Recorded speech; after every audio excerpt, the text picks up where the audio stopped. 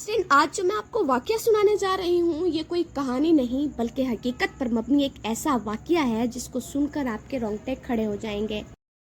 नाज़रीन, ये वाक़या मैक्सिको सिटी का है जहाँ दो नौजवान वीकेंड एंजॉय करने अम्यूज़मेंट पार्क की तरफ जाते हैं, जिनमें से एक का नाम लिस एंड्रिक मिडो था जो सिर्फ 24 साल का था, जबकि दूसरे नौजवान का नाम रिपोर्ट्स में मौजूद नहीं है। दोनों नौजवान जैसे ही पार्क में एंटर होते हैं इनकी नज़र वसी और अरीज ब्रिज पर चलती रोलर कोस्टर पर पड़ती है, जिस पर बैठने का दोनों को बचपन से ही बहुत ज़्यादा शौक था।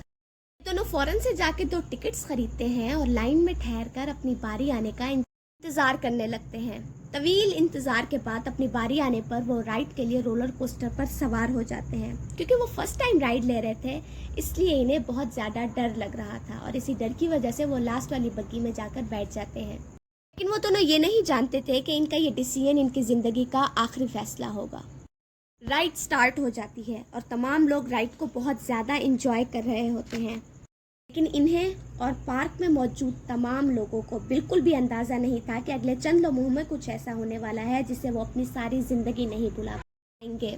नाज़रीन, पार्क इंतज़ामिया की नाअहली और लापरवाही की वजह से रोलर कोस्टर की आखिरी बग्गी, जिसमें वो दोनों नौजवान सवार थे और इनके साथ और भी राइडर मौजूद थे, वो कोस्टर से अलग होकर चंद ही लम्हों में कंक्रीट के फर्श पर आ गिरती है।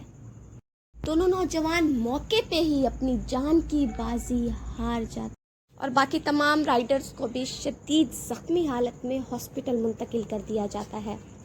नाज़रीन, ये खबर मैक्सिको सिटी में जंगल में आग की तरह फैल जाती है।